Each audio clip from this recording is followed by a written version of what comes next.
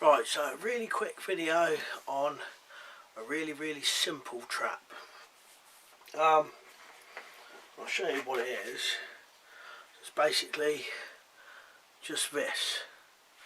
A lot of string and a fairly strong peg with a hole in it and a point at one end and a noose there.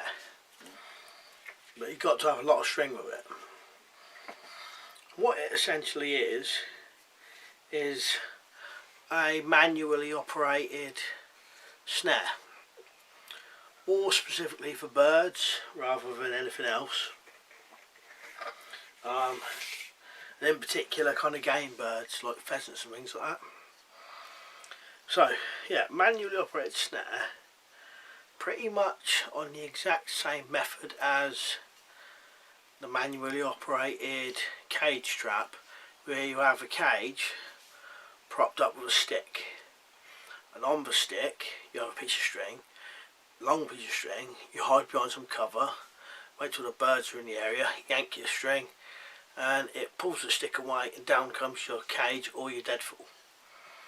Essentially this is the same thing, but you would hammer this peg into the ground, nearly level, not much left, and then have your noose open, maybe have it balancing on a couple of kind of flat stones.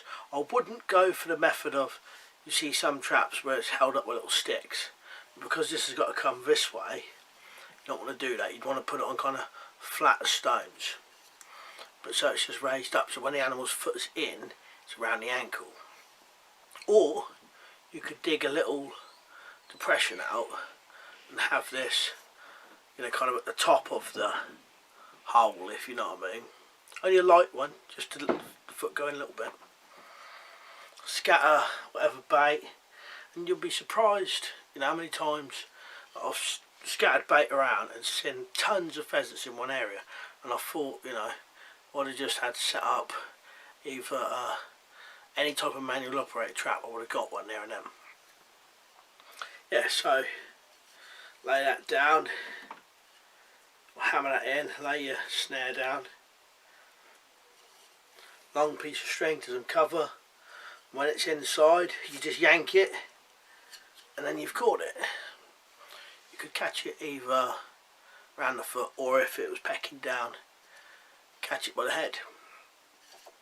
And obviously you would keep a good bit of pressure on it as you walk closer, just reeling it through your hand, keeping the pressure on, that'll hold it in place. Even if you let it off, it would still be attached, but better if you could keep it where you wanted it so it won't flap around all over the place.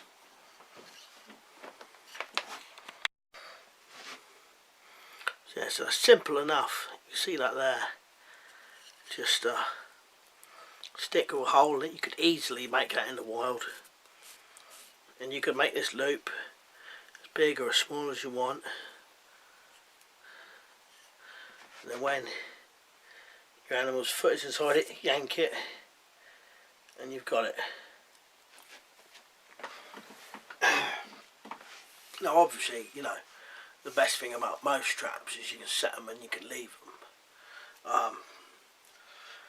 But even some of these, you could set some of these up if you knew where birds was, just leave them, and have other traps set which were just automatic.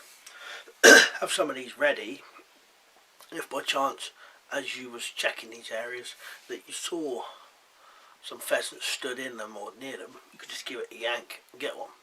Like I said, I've thrown bait down loads of times and seen loads of pheasants around, and always at the same place, and every time I wished, if I'd just set up a manual trap there, I'd have got it.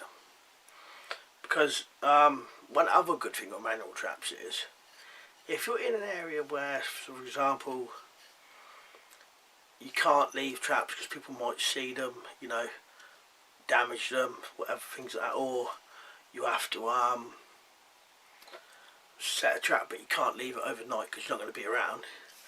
Good things these are, because if a man's not operating them, it's not going to work. But like I said, you do have to be there. But you know, people use these types of things for years. So, yeah, simple enough. Stick or hole in it, hide behind your cover, animals in there, and then you got him. If you was going to do it, you probably wouldn't want the reel of your string. You want to take that all off, just wrap it around it. Alright, anyway, cheers for watching, and I'll see you later.